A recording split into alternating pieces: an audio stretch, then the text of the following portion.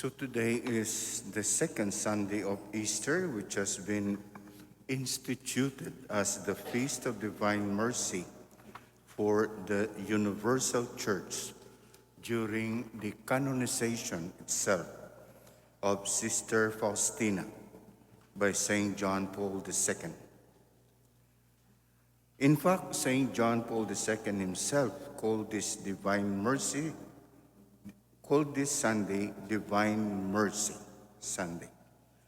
The Sunday in which it said, we receive the Easter gift.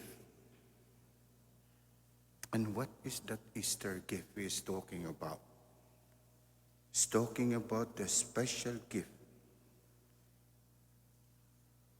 And that special gift is the total forgiveness of all sins and punishment that the Catholic Church offers in the form of a plenary indulgence today. This Feast of Divine Mercy. Total forgiveness of all sins and punishment. But we may ask, what is it that sets this day very special and apart from any other day? The reason for this is that it is the octave day of Easter, the 8th day of Easter, the last day of the world's greatest feast. If this is so, should not the world's greatest feast offer also the world's greatest gift? And that greatest gift, as I mentioned, is the total forgiveness of all sins and punishment. Or, as it is said, a straight ticket to heaven. A straight ticket to heaven. If we should die today in the perfect state of sanctifying grace, diretso daw tayo sa heaven. Kung may mamatay sa atin ngayon, diretso. But of course, if we have also complied with what is asked of us. And why divine mercy? Divine because it is given by God. No, comes from God or like God. And the word mercy means the refraining from harming or punishing offenders. Refraining from harming or punishing offenders. So, to put it simply, divine mercy is God refraining from harming or punishing offenders. And today, in a special way, He will do it totally for all those who last for that.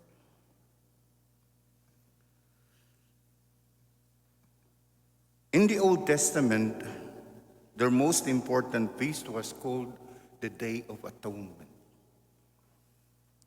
The Day of Atonement was celebrated once a year.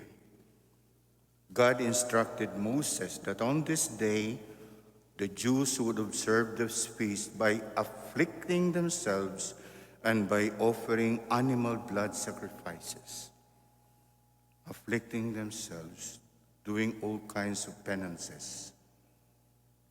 And then on the last day, God would forgive their sins. That's why it was very important for the Jews, that feast, the Feast of Atonement. Actually, the Jews today still celebrate this feast, and this could last for 10 days. It is called the Feast of the Yom Kippur. Not today. The Feast of the Yom Kippur. It's a very important feast. It could last for 10 days.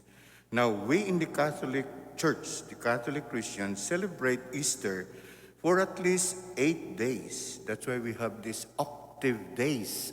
Octave means 8. Octave days after Easter.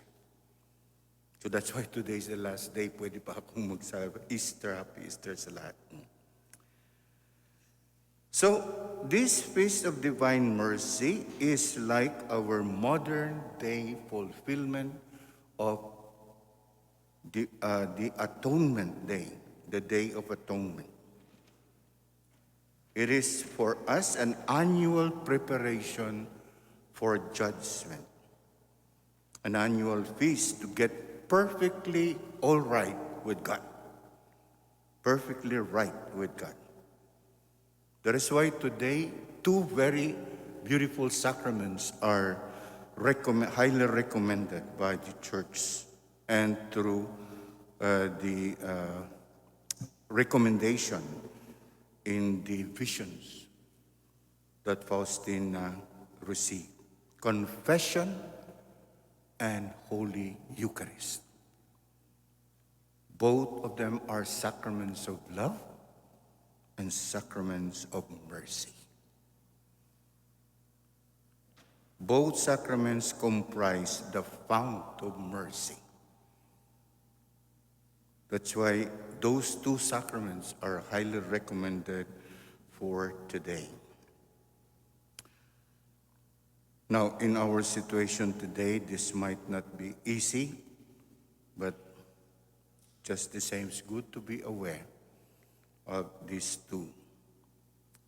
Now, let us consider the man who is at the center of today's gospel, the feast of the Divine Mercy at the same time, but he is also being considered today.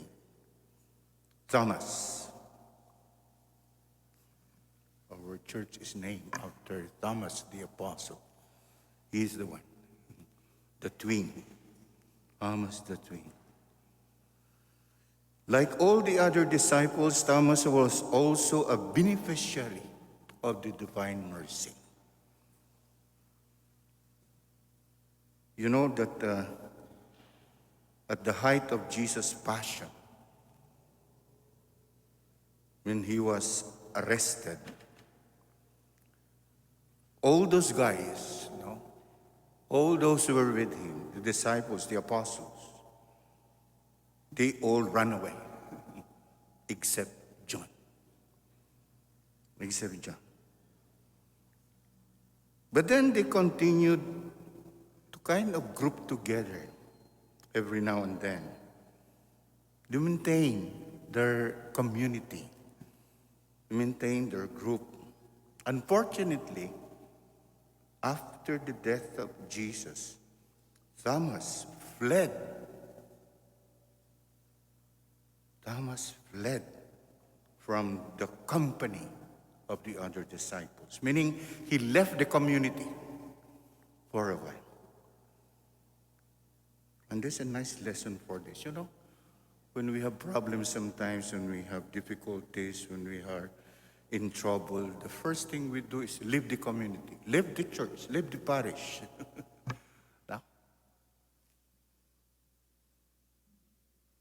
That's what Thomas did. He left community.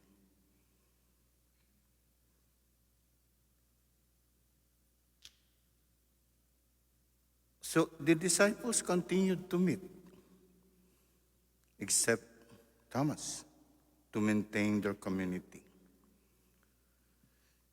So he missed the first appearance of the risen Lord. Thomas missed the first appearance of the risen Lord. However, he was there for the next appearance, the second appearance. And it is interesting to note how Jesus dealt with Thomas on that second appearance. After the first appearance, the other apostles gladly shared the great joy, the great news to Thomas, saying, "We have seen the Lord." And the gospel simply mentioned that he showed them his hands and his side. It was not described in a very complicated way. The gospel just described he showed them his hands and his side.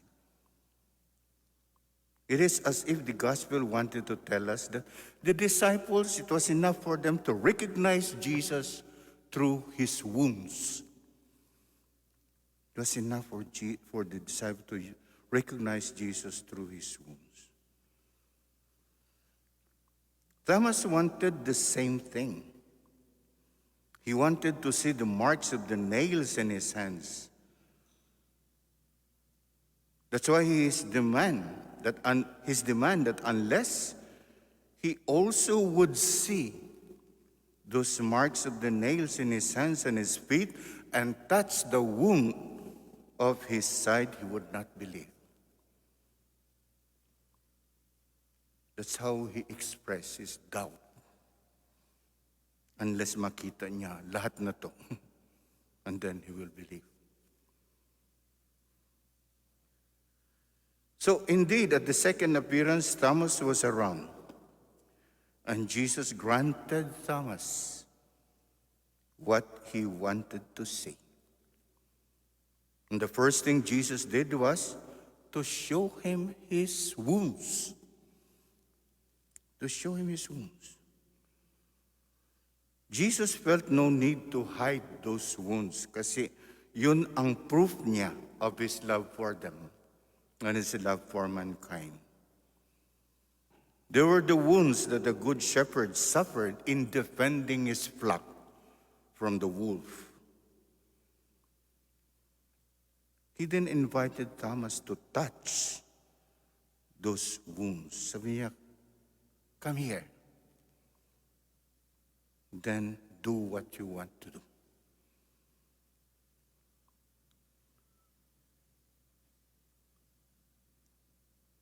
So Thomas touched those wounds. And true to his words, after he had touched everything, true to his words, after seeing and touching the wounds of Jesus, Thomas believed, saying, my Lord and my God, mon Seigneur et mon Dieu.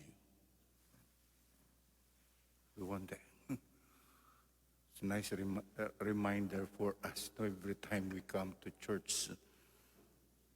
It's a nice profession of faith, the best profession of faith. My Lord and my God, the most beautiful act of faith ever made. Deus meus, Dominus meus, et Deus meus. Now, in one of his homilies 2 years ago, on the Divine Mercy Sunday, Pope Francis made an interesting comment on this initial doubt of Thomas. He said that we should be grateful to Thomas, just the same. Kahit na he failed in a way in his faith, he said that we should be grateful that he was not content to hear from others that Jesus was alive. But he did not depend on chismes or on false news to believe that Jesus was alive. He was not satisfied. He said that we should be grateful for that. Or merely to see him in the flesh. Thomas was searching for more. Thomas was trying to see deeper. No? He wanted to see inside, to touch with his hand the Lord's wounds, which were the signs of Jesus' love. Now remark that the gospel calls Thomas Didymus. Didymus, meaning the twin. And truly in this, he is our twin brother. According to Pope Francis, he is our twin brother. Why? Because for us too, it's not enough to know that God exists. It's not enough to know that God exists. A God who is risen but remains distant does not feel, does not satisfy our lives. An aloof God does not attract us, however just and holy he may be. No, we need to see God, just like what Thomas did. We need to see him. We need to touch him with our hands. We need to know that he is risen for us, for me, for you. And how do we do that? How do we see him in that aspect? Like the disciples, through his wounds. Through his wounds. It was only after gazing upon those wounds that they understood the depth of his love. They understood that he had forgiven them, even though some had denied him, even though some have abandoned him. To enter into Jesus' wounds, what does that mean? It means to contemplate the boundless love flowing from his heart. And this is very well pictured in the image of the divine mercy. Those two rays there. No, signifying the love of Jesus. So, mercy and love. It is to realize that his heart bears, to realize, in other words, that his heart beats for me, beats for you, beats for each of us. Actually, we can consider ourselves Christians, yes. We can call ourselves Christians, yes.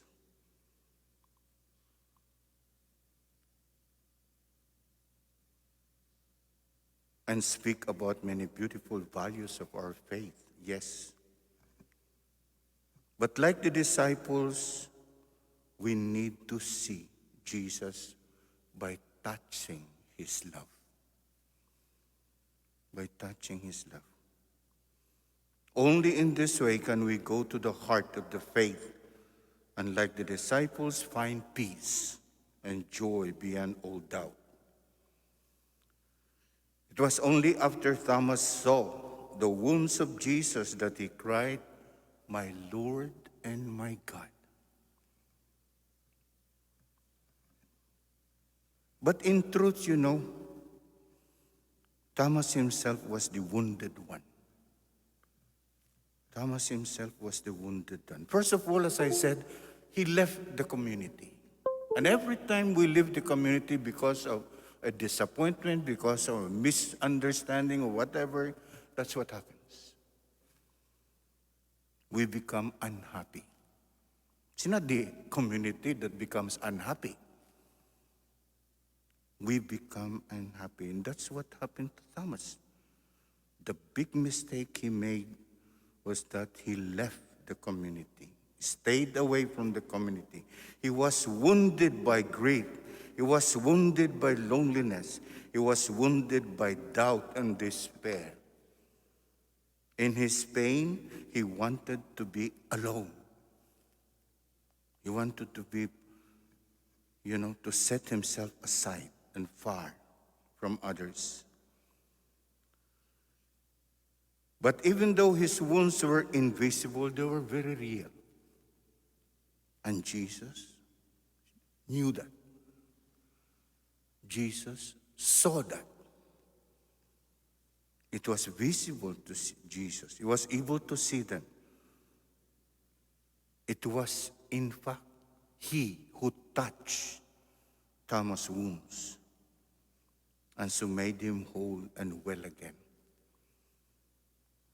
It was by touching and being touched that Thomas was healed of his unbelief